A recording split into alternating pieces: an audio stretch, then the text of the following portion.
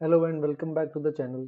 तो हम फंक्शंस के लेक्चर देख रहे थे और हम टाइप्स ऑफ फंक्शंस में थे। और आज हम पीरियोडिक फंक्शंस का डिस्कशन करेंगे जो हमारा लेक्चर 5 है। इससे पहले हमने डोमेन कवर कर लिया, रेंज कवर कर लिया और टाइप्स ऑफ फंक्शंस में इवन, ऑड और इक्वल आइडेंटिकल फंक्शंस देख लिए। तो पीरियोडिक फंक्शन कैसे होते हैं, जैसे कि नाम से ही हमें पता चल रहा है, पीरियोडिक फंक्शन वो होते हैं जो पीरियोडिक होते हैं। पीरियोडिक का मतलब है इनका एक टाइम पीरियड होगा, और टाइम पीरियड का मतलब है कि ये हर एक टाइम पीरियड के बाद रिपीट करेंगे। जैसे फॉर एग्जांपल, अगर आप साइन एक्स का ग्राफ देखोगे, तो साइन एक्स का जैसे अगर हम ये ग्राफ बनाए है ना, पीछे भी ऐसा ही बनता है। तो अगर आप ये देखो, जीरो से लेकर के 2 पाई के अंदर, तो जीरो से लेकर 2 पाई के अंदर इसकी ये जो वेव है, आगे भी उसी तरह से वेव बन रही है और पीछे भी उसी तरह से वेव बन रही है। तो इसका मतलब जैसा ग्राफ इस 2 पाई इंटरवल में साइन एक्स का बनता है, वैसा ही ग्राफ साइन एक्स का आगे भी बनेगा और पीछे भी बनेगा। तो ये एक पीरियोडिक फंक्शन है जिसका टाइम पीरियड 2 पाई होता है ना। तो पीरियोडिक फंक्शंस की डेफिनेशन हम ऐसे लेते हैं कि F of x plus T अगर वापस एफ एक्स आ जाए, है ना, फॉर ऑल एक्स, जितने भी एक्स है उन सब के लिए ये बात ट्रू होनी चाहिए। और टी यहाँ पर क्या होना चाहिए, कुछ भी अगर अपन पॉजिटिव नंबर लें वो, तो ये पीरियोडिक फंक्शन कहलाता है। ठीक है। और इस टी की जो मिनिमम पॉजिटिव वैल्यू है, इस मिनिमम पॉजिटिव वैल्यू को अपन बोल देते हैं फंडामेंटल पीरियड, जिसको कई तरह से शॉर्ट फॉर्म में कई जगह पीरियड ही बोला जाता है। पर एक्चुअली जब पीरियड बोल रहे हैं तो फंडामेंटल पीरियड है। जैसे अगर आप साइन की बात करो, तो sine pi plus x minus sine x है, sine pi by two plus x cos x है। लेकिन हमें पता है कि साइन 2 पाई प्लस एक्स वापस फर्स्ट क्वाड्रेंट में आ जाता है जो कि साइन एक्स है। तो ये 2 पाई टी की मिनिमम पॉसिबल वैल्यू है, जहां पर आप कोई भी each and every for all x, ये बात सही होगी ही होगी। ये किसी एक दो एक्स के लिए ट्रू नहीं है, ये जितने भी पॉसिबल एक्स है उन सब के लिए ये बात हर वक्त ट्रू होगी। इसलिए 2 पाई जो है ये इसका फंडामेंटल टाइम पीरियड हो गया। हाँ, आप इसके अंदर 4 पाई प्लस एक्स कर दोगे, तब भी आपके पास साइन एक्स आएगा, कुछ नया नहीं है। पर मिनिमम से मिनिमम 2 पाई है। 2 पाई का कोई भी मल्टीपल आप ले लोगे, जैसे 2 पाई के अलावा 4 पाई, 6 पाई, 8 पाई, कुछ भी ऐड कर दो साइन के अंदर एक्स के साथ, ये सारे के सारे इसके पीरियड्स होंगे। बट जो फंडामेंटल टाइम पीरियड की हम बात करेंगे, है ना, जिस टाइम पीरियड को हम यहाँ पर एक्चुअली इंपॉर्टेंट है हमारे लिए, वो फंडामेंटल टाइम पीरियड यहाँ पे शॉर्टेस्ट पॉसिबल है, पॉजिटिव क्वांटिटी, और ये आ जाएगा हमारे पास ऐसा 2 पाई। ठीक है। तो डेफिनेशन ध्यान होनी चाहिए, है ना। ग्राफिकली अपन ऐसे समझ सकते हैं कि अगर ग्राफ रिपीट करने लग जाए तो इसका मतलब क्या हो जाएगा, ये पीरियोडिक हो जाएगा, और जिस इंटरवल के बाद रिपीट कर रहा है वो इसका फंडामेंटल पीरियड है। कुछ और एग्जांपल्स देखते हैं जो हमें याद रखने, फिर अपन जनरल किसी भी फंक्शन में देख पाएंगे पीरियोडिक है या नहीं, कुछ प्रॉपर्टीज का ध्यान रखते हुए। तो जैसे साइन एक्स का पीरियड हमें याद रखना है, ये 2 पाई होता है। इसी तरह कॉस के अंदर भी अगर आप 2 पाई प्लस एक्स करोगे तो कॉस एक्स आ जाएगा। टैन के अंदर थोड़ा सा यूनिक है, टैन थर्ड क्वाड्रेंट में ही पॉजिटिव हो जाता है, तो टैन पाई प्लस एक्स टैन एक्स है। तो टैन की मिनिमम पॉसिबल वैल्यू एक्स आ जाएगी, तो ये टैन एक्स के लिए हो गया, है ना। अगर मान लो इसकी जगह अपन मॉड लगा दें, जैसे मॉड साइन एक्स, तो अब आपका टाइम पीरियड बेटा पाई हो जाएगा। क्यों? क्योंकि भले ही साइन पाई प्लस एक्स हमें पता है किसके बराबर आता है, माइनस साइन एक्स, पर क्योंकि मॉड्यूलस लगा हुआ है तो इस माइनस का कोई मतलब नहीं रहेगा, ये मॉड साइन एक्स ही आएगा। इसी तरह मॉड कॉसेक्स का भी याद रखना, ये फंडामेंटल पीरियड पाई है। टैन को तो फर्क नहीं पड़ेगा मॉड लगाने पर भी, तो इसका पहले भी पाई था अभी भी पाई रहेगा। एक और चीज जो यहाँ पर पीरियोडिक होती है वो होती है fractional part x. Fractional part x का अगर अपन ग्राफ देखते हैं तो वो कुछ इस तरह से बनता है, 0 से 1 के अंदर वो एक्स ही रहता है, 1 से लेकर 2 के अंदर ये एक्स माइनस वन हो जाता है, 2 से लेकर 3 में ये x माइनस टू है, पीछे चलेंगे -1 से लेकर 0 में तो ये x प्लस वन है। तो इसकी डेफिनेशन उसके अकॉर्डिंग चेंज होती रहती है कि इसका ग्राफ ऐसा ही बने और रिपीट करता रहे, जैसा ग्राफ 0 से 1 है वैसा ही आगे बनेगा, वैसा ही पीछे बनेगा। तो फ्रैक्शनल पार्ट x का जो टाइम पीरियड है ये हमें ध्यान रखना है, ये 1 होगा। ठीक है। इसके अलावा अगर कांस्टेंट फंक्शन है, ये थोड़ा सा इंटरेस्टिंग केस है, इसको अलग से ध्यान रखना। कांस्टेंट फंक्शन पीरियोडिक है, क्योंकि मान लो आपका कोई फंक्शन है जैसे कांस्टेंट है, तो ये तो हर वक्त सेम है, आप इसमें कुछ भी ऐड या सब्ट्रैक्ट करो, तो ये पीरियोडिक होगा। बट इसका फंडामेंटल पीरियड जो है, या जिसको हम पीरियड बोल रहे हैं, ये फंडामेंटल पीरियड जो है ये नॉट डिफाइंड होगा। आप t बराबर जीरो नहीं, आप कुछ भी ऐड करोगे ना बात तो सेम ही आएगी। आप एफ एक्स लोगे तब भी कांस्टेंट है, आप एफ एक्स प्लस टी लोगे तब भी कांस्टेंट है। तो वो छोटे से छोटा सबसे पॉजिटिव टी क्या ले, जीरो तो ले नहीं सकते। आप बोलोगे सर 0.001 ले लें, तो मैं उससे एक छोटा नंबर बता दूंगा कि नहीं यार 0.0001 ले लो।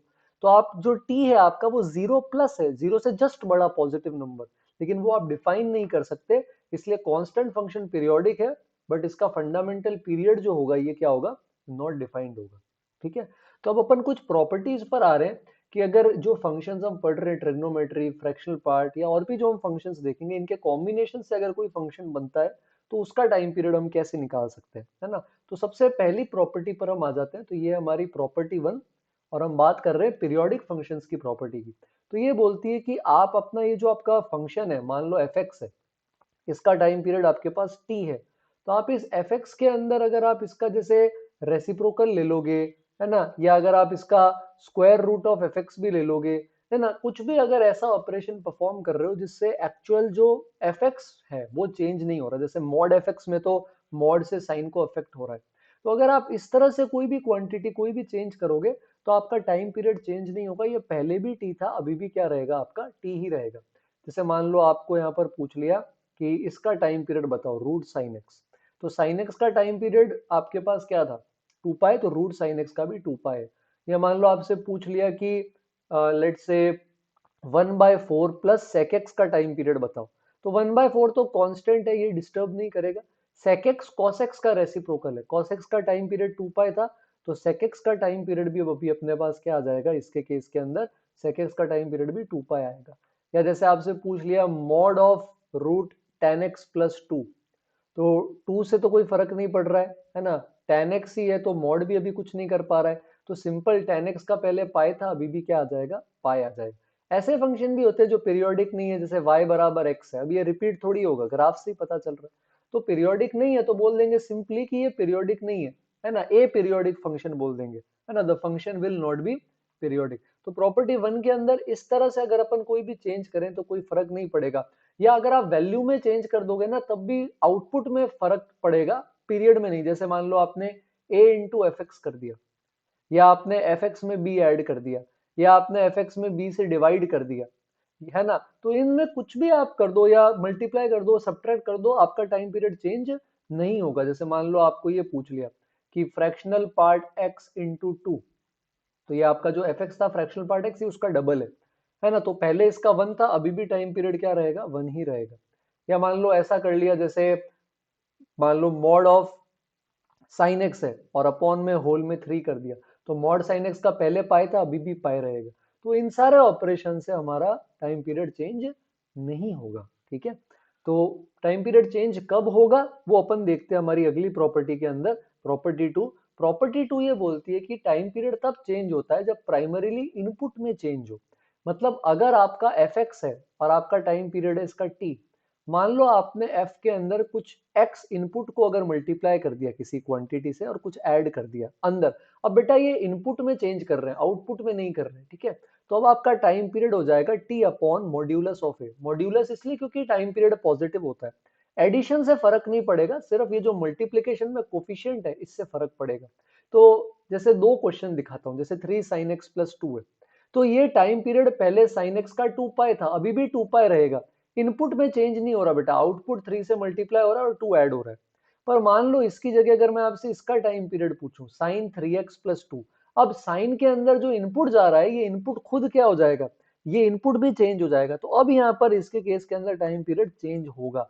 किससे चेंज होगा, ये 3 के साथ मल्टीप्लाई हो रहा है, तो ये आ जाएगा हमारे पास 2 पाई डिवाइडेड बाई 3। या जैसे मैंने आपसे पूछा fractional part x upon 2 plus 7, ऐसा बाहर मान लो -4 से मल्टीप्लाई कर दिया और होल रूट ले लिया, इसका टाइम पीरियड पूछा है आपसे, तो रूट से कोई फर्क नहीं पड़ता, आउटपुट में चेंज से फर्क नहीं पड़ता, इनपुट में यहाँ चेंज है तो फर्क पड़ेगा, एडिशन से फर्क नहीं पड़ता। एक्स के मल्टीप्लीकेशन में क्या चीज आ रही है, हाफ। ठीक है, तो फ्रैक्शनल पार्ट एक्स का टाइम पीरियड 1 था, अभी x/2 है, x/2 मतलब x इंटू हाफ, तो 1 का डिवीजन हो जाएगा हाफ से और ये टाइम पीरियड आ जाएगा 2 के बराबर। बात समझ रहे हो, जैसे मान लो लिख दिया 3 साइन रूट 2x, है ना, प्लस 1, और ये सब कुछ -2 के अपॉन में, तो ये सब आउटपुट में चेंजेस है, इनसे फर्क नहीं पड़ेगा। √2 ये चीज यहाँ x के साथ मल्टीप्लीकेशन में है, तो टाइम पीरियड आ जाएगा 2 पाई अपॉन √2, ये बन जाएगा √2 पाई। ठीक है। या जैसे मान लो इसके अलावा अपन ले लेते हैं सपोज tan ऑफ x/2, है ना। तो अब इसके केस के अंदर भी क्या होगा, tan का होता है पाई, अब x के साथ मल्टीप्लीकेशन में क्या आ रहा है हाफ, तो ये हो जाएगा पाई डिवाइडेड बाय हाफ, ये बन जाएगा 2 पाई। तो अगर हमारे ये जो ऑलरेडी नोन फंक्शंस है, फ्रैक्शनल पार्ट, ट्रिग्नोमेट्रिक, इनमें अगर इनपुट में कोई चीज आती है, एडिशन में तो इनपुट में भी फर्क नहीं पड़ेगा, पर कोई चीज इनपुट में मल्टीप्लीकेशन में तो फर्क पड़ सकता है। बात समझ रहे हो मेरी।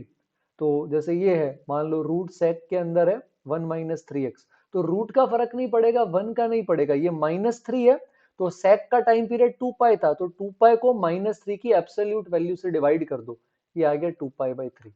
तो इस तरह से प्रॉपर्टी 2 की हेल्प से अपन किसी का भी टाइम पीरियड इन मॉडिफिकेशंस के थ्रू निकाल सकते हैं। क्या बात समझ में आ रही, क्लियर। अच्छा, एक यहाँ पर आपको मैं स्पेशल टाइप का क्वेश्चन बताने जा रहा हूँ, जिसके अंदर आपको थोड़ा सा डोमेन का ध्यान रखना पड़ेगा, तो ये ध्यान से समझना, आप ट्राई करना पॉज करके। तो आपको जैसे ये पता है एफ एक्स बराबर 1 पीरियोडिक है और टाइम पीरियड नॉट डिफाइंड है, तो ये बताओ मेरे को एफ एक्स बराबर अगर मैं लिखता हूँ x इंटू 1/x, क्या ये पीरियोडिक है, पीरियोडिक है तो टाइम पीरियड बता सकते हो। तो सॉल्यूशन ऐसा है इसका कि भले ही आपको लग रहा है कि यार ये प्रोडक्ट तो सर 1 आ जाएगा ना, तो ये पीरियोडिक होना चाहिए, कांस्टेंट है, time period not defined, but ये गलत है, ये पीरियोडिक नहीं है। क्यों? क्योंकि x से x उड़ा नहीं सकते, डिनोमिनेटर में x है, तो आप इसमें जीरो नहीं पुट कर सकते, तो ये हमेशा 1 आएगा, ये बात सही है, पर जीरो पर ये ओपन है। तो फंक्शन भले ही हमेशा 1 है, पर ये जो ओपन वाला पॉइंट है ये रिपीट नहीं कर रहा ना, वैल्यूज जैसे रिपीट कर रही है, बार बार 1 ही रह रही है, ये पॉइंट दोनों तरफ रिपीट नहीं कर पा रहा। इस एक पॉइंट की वजह से, डोमेन की वजह से गड़बड़ हो गया, और ये कांस्टेंट जैसा दिखने वाला फंक्शन भी क्या होगा, नॉट अ पीरियोडिक फंक्शन। तो ये इंपॉर्टेंट क्वेश्चन है, ये याद रखना। एक और क्वेश्चन आपकी प्रैक्टिस के लिए आप पॉज करके ट्राई कर सकते हो, sign x into cosec x, ये कोशिश करके आप बता सकते हो क्या आएगा, है ना। तो sine x into cosec x try कर सकते हैं अपन। Sine x into cosec x में क्या आएगा अपने पास, तो ये भी वैसा ही है, sign x into 1/sin x, है ना, पर ये पीरियोडिक भी है और इसका टाइम पीरियड भी आएगा। क्यों? क्योंकि साइन एक्स के डोमेन में पाई के मल्टीपल्स नहीं होते, आप x को n पाई नहीं रख सकते बेटा। तो अगर आप यहाँ दोनों तरफ देखोगे तो ये हमेशा 1 होगा, लेकिन 0, पाई, 2 पाई, 3 पाई, पाई, -2 पाई, इन सब पे ओपन है। तो ये जो रिपीटेशन हो रहा है ये कॉन्स्टेंटली पाई के इंटरवल से हो रहा है। कांस्टेंट पार्ट को तो बेटा कोई फर्क नहीं पड़ता, आप उसमें कुछ भी ऐड कर दो, लेकिन ओपन को तो फर्क पड़ रहा है। तो अपन दोनों को खुश करने के लिए क्या ले लेंगे, अगर अपन एफ एक्स की जगह एफ एक्स प्लस पाई भी रखेंगे, तो जो चीज डोमेन में नहीं है वो भी रिपीट करती रहेगी, और जो चीज डोमेन में है वो भी रिपीट करती रहेगी। तो ये एक पीरियोडिक फंक्शन हो जाएगा, जिसका पीरियड आ जाएगा हमारे पास पाई के बराबर। क्या बात समझ रहे हो। चलो गुड। नेक्स्ट प्रॉपर्टी पर आते हैं, प्रॉपर्टी 3, कि मान लो आपके पास सिर्फ एक फंक्शन नहीं है, दो फंक्शन है ना, थर्ड प्रॉपर्टी है, दो फंक्शन है, तीन फंक्शन है, चार फंक्शन है, एक से ज्यादा फंक्शंस है। तो इस केस के अंदर अपन क्या कर सकते हैं, मान लो सबका टाइम पीरियड है t1, t2, t3, तो आप इन सबका क्या कर सकते हो, एलसीएम ले सकते हो। इसका जो टाइम पीरियड्स का एलसीएम आएगा, यही अब हमारा क्या हो जाएगा, टाइम पीरियड। तो हम सबका क्या कर लेंगे, एलसीएम कैलकुलेट कर लेंगे। यहाँ पे एलसीएम पर आ जाते हैं, आई होप आप सबको एलसीएम आता हो, तो कुछ ऐसी एलसीएम की प्रैक्टिस, जैसे 2 और 3 है तो इसका एलसीएम क्या हो जाएगा 6, है ना, या 2, 3, 4 है तो इसका एलसीएम आ जाएगा 12, है ना। मान लो ये है 2 और √2, इसका एलसीएम नहीं आएगा बेटा, ये रैशनल क्वांटिटी है, ये इरेशनल है, इनका एलसीएम नहीं आ सकता, है ना। जैसे मान लो 2 पाई और 3 पाई है, तो ये दोनों इरेशनल है, इनका 6 पाई आ जाएगा। लेकिन अगर 2 और 3 पाई हो तो इसका एलसीएम नहीं आएगा, जहां एलसीएम नहीं आएगा वहां पीरियोडिक भी नहीं हो पाए, है ना। बात समझ रहे हो मेरी क्या कहना चाह रहा हूँ। जैसे √2 है, 2 √2 और 3 √2, तो ये 6 √2 आ जाएंगे, क्योंकि √2 के ही मल्टीपल्स हैं। पर अगर 2 √3 और 3 √2, तो अगेन इसका एलसीएम भी नहीं आएगा, क्योंकि एक √3 का मल्टीपल है, एक √2 का मल्टीपल है। तो ये एलसीएम के साथ साथ फ्रैक्शंस का एलसीएम भी ध्यान रखना।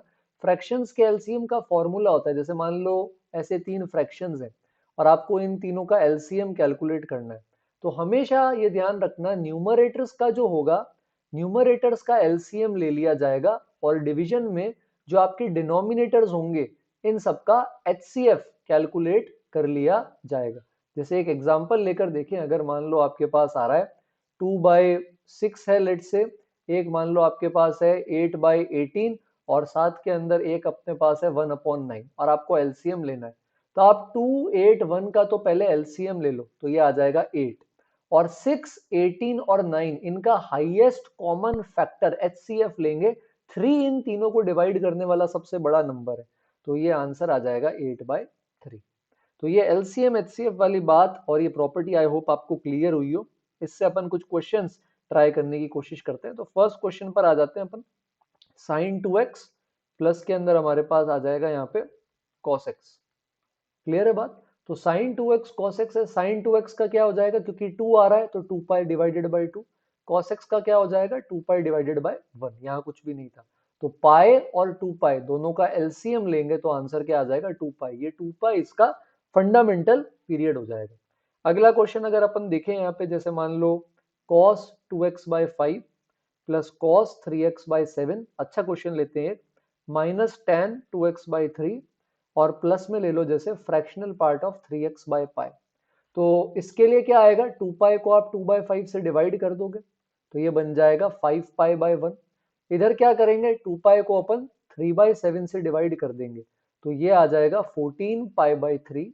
यहाँ पे क्या होगा, पाई को 2/3 से डिवाइड कर दोगे, tan का पाई होता है ना इसलिए कर रहे हैं, तो ये आ जाएगा डिवाइड करने पे 3 पाई बाई 2। और फाइनली लास्ट में फ्रैक्शनल पार्ट x का 1 होता है, इसको 3/पाई से डिवाइड कर दो तो ये पाई बाई 3 आ जाएगा। अब अपन इसका एलसीएम लेना चाहते हैं, तो सब पाई के मल्टीपल है तो रैशनल इरेशनल की दिक्कत नहीं है। तो आप 5, 14, 3 और 1 इनका एलसीएम ले लोगे तो 210 आ जाएगा, साथ में पाई है। और 1323 का हाईएस्ट कॉमन फैक्टर 1 है, तो इस इतने बड़े एक्सप्रेशन का एलसीएम फटाफट से हमारे पास आ गया 210 पाई के बराबर। क्या बात समझ में आ रही है? ठीक है, तो ये चीज ध्यान रखना। अच्छा, जैसे मान लो इसकी जगह ये आ जाता क्वेश्चन के अंदर, साइन एक्स प्लस साथ में आ गया फ्रैक्शनल पार्ट ऑफ 2x। तो इसके अंदर अब जैसे साइन एक्स का 2 पाई है, 2x के अंदर x के साथ 2 आ रहा है तो ये 1/2 हो गया, बट एक इरेशनल एक रैशनल है तो ये पीरियोडिक नहीं होगा। अच्छा, लास्ट वाली प्रॉपर्टी पर आ जाते हैं। ये सबसे ज्यादा इंपॉर्टेंट बात है जो सुनना। हमने अभी ये जो बात बोली ना, ये एलसीएम आएगा, ये पूरी तरह से करेक्ट नहीं है। जो एलसीएम से आता है वो पीरियड तो होता है बेटा, लेकिन कोई जरूरी नहीं है कि वो फंडामेंटल पीरियड हो या नहीं।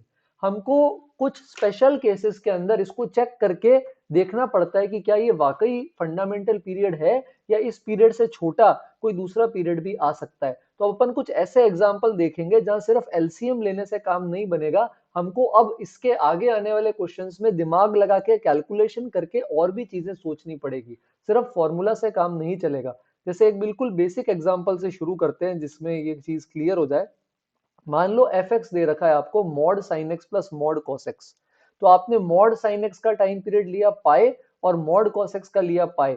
पाई और पाई का अगर आप एलसीएम निकालोगे तो पाई आएगा। तो पाई इसका पीरियड तो है पर फंडामेंटल पीरियड नहीं है, हमको फंडामेंटल पीरियड निकालना होता है। तो एलसीएम लेने के बाद एक बार चेक कर लो कि इससे छोटा कोई मल्टीपल भी पॉसिबल है क्या, अगर होगा तो यही पता चल जाएगा। तो आप यहाँ पर जैसे एफ एक्स प्लस पाई, तो आपका एफ एक्स आ ही रहा है, कोई दिक्कत नहीं है। एक बार पाई बाई 2 से चेक कर लेते हैं। तो F x plus pi by 2 निकालते हैं। F x plus pi by 2 करोगे बेटा, sine x plus pi by 2 होता है कॉस एक्स, और cos x plus pi by 2 करोगे तो आ जाएगा माइनस साइन एक्स। पर मॉड के अंदर फर्क नहीं पड़ता। इसका मतलब ये देखो, एक्सप्रेशन वही मिल गया जहां से आपने शुरू किया था। तो ऐसा हुआ क्यों, क्यों एलसीएम लेने पर भी नहीं आ पा रहा है? क्योंकि हम जनरली ये चाहते हैं कि हम जो पीरियड लेकर एलसीएम लेते हैं, मान लो f1x f2x का, तो वो उन दोनों का इंडिविजुअल पीरियड है जिनका हम एलसीएम ले रहे हैं। पर यहाँ गड़बड़ क्या हो रही है, पाई बाई 2 ऐड करने पर ये एक नया फंक्शन बन रहा है, ये cos x बन रहा है, लेकिन ये cos x sin x बन जाएगा। तो ये दूसरे फंक्शन में कन्वर्ट हो रहा है और ये दूसरा फंक्शन पहले फंक्शन में। तो इस तरह से एक साइकिल चल रही है कि मान लो f1 f2 f3 है तो ये इसमें कन्वर्ट हो गया, ये एक इसमें कन्वर्ट हो गया, ये वापस इसमें कन्वर्ट हो गया। तो एक्चुअल एलसीएम वाले पीरियड से भी एक छोटी वैल्यू पे ये चीज हमारे लिए पॉसिबल हो रही है। इस वजह से सिर्फ एलसीएम लेना हमारे लिए गड़बड़ क्रिएट कर रहा है। और भी कुछ क्वेश्चंस देखेंगे जिनमें ये काम आ रहा है। स्पेशली ट्रिग्नोमेट्री की जो चीजें होती है, जो मल्टीप्लीकेशन में होती है, जैसे साइन ए इंटू साइन बी है, तो यहां भी आपको क्या करना पड़ेगा, पहले 2 साइन ए साइन बी के फॉर्मूला से इसको ओपन करना पड़ेगा, फिर आप एलसीएम ले सकते हो। तो अब अपन कुछ ऐसे क्वेश्चन करते हैं जहां एलसीएम लेने के बाद भी अपन को दोबारा क्या करना पड़ेगा, चेक करना पड़ेगा, कुछ अच्छे क्वेश्चंस देखने की कोशिश करते हैं। तो जैसे ये ट्राई करो, जैसे cos x है और साथ में आपके पास आ रहा है cos का ले लेते हैं मान लो 3x, ऐसा कुछ इसके केस के अंदर। तो अब यहां पर इसके यहां पर क्या हो जाएगा, cos x into cos 3x। आप डायरेक्टली लोगे तो ये 2 पाई आएगा और ये 2 पाई बाई 3 आएगा और इसका एलसीएम 2 पाई ही आ जाएगा। लेकिन ये सही आंसर नहीं है। मल्टीप्लीकेशन दिखे तो ट्राई करो कि क्या आप इसको स्प्लिट कर सकते हो, तो थोड़ा और बेटर आंसर आ सकता है। एलसीएम लेकर ही आ सकता है। जैसे इसको स्प्लिट कर दो तो ये बन जाएगा cos 4x plus cos 2x। तो यहां से 2 पाई बाय 4 आ रहा है बेटा, जो पाई बाय 2 होता है, और ये 2 पाई बाय 2 आ रहा है जो पाई होता है। पाई बाय 2 और पाई का एलसीएम पाई आ जाएगा, तो इसका फंडामेंटल पीरियड पाई है। क्यों हो रहा है ऐसा, क्योंकि 2 पाई ऐड करना सही है, पर अगर आप पाई ऐड करोगे तो ये माइनस cos x बन जाएगा और ये पाई ऐड करने पे माइनस cos 3x बन जाएगा। और दोनों का माइनस क्योंकि आपस में कैंसिल हो पा रहा है, इसलिए एक छोटी वैल्यू ले पा रहे हैं। पाई बाय 2 क्यों नहीं ले सकते सर, क्योंकि पाई बाय 2 लोगे तो cos x जो है वो साइन में बदल जाएगा, तो फंक्शन चेंज हो जाएगा। तो इन चीजों का अपन को क्या करना पड़ेगा, बहुत बहुत यहाँ पे ध्यान रखने की जरूरत है। जैसे एक और इंटरेस्टिंग क्वेश्चन लेते हैं, जैसे fractional part x plus fractional part x plus half है, ठीक है। तो अब इसके अंदर भी क्या होगा, देखने पे तो लगता है इसका पीरियड भी 1, इसका पीरियड भी 1, क्योंकि कांस्टेंट्स का जो कोफिशिएंट का है यहाँ पर x का कोफिशिएंट जो है 1 1, उनका एलसीएम 1 ही आ रहा है।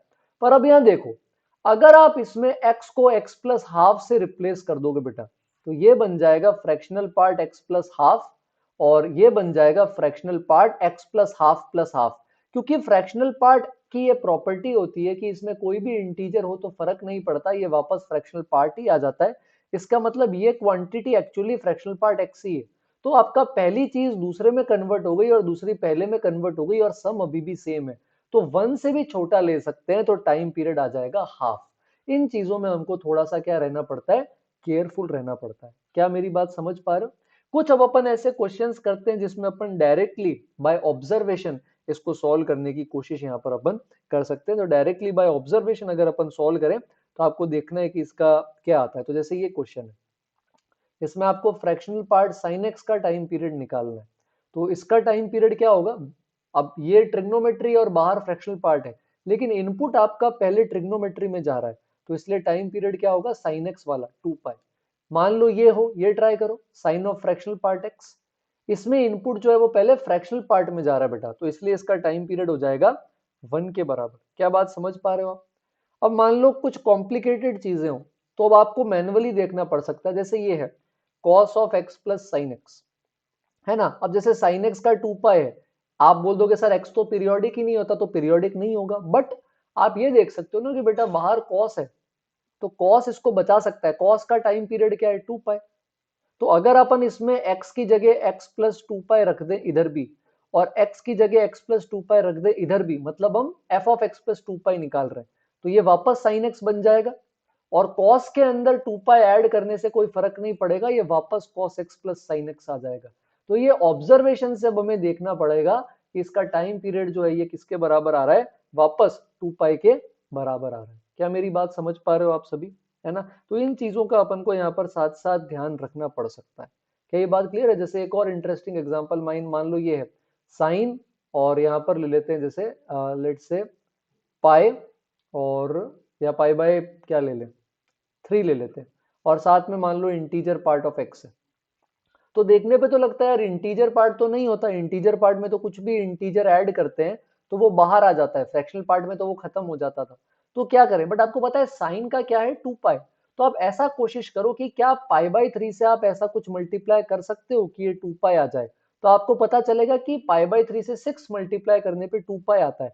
तो हम यहाँ पे क्या कर सकते हैं बाय ऑब्जर्वेशन, कि अगर यहाँ पर हम x की जगह x प्लस 6 ले लें, fx में fx प्लस 6 कैलकुलेट कर लें, तो ये 6 यहाँ पर क्या करेगा, इंटीजर पार्ट से बाहर आ जाएगा, और इंटीजर पार्ट से बाहर आकर अब ये यहाँ मल्टीप्लाई हो जाएगा।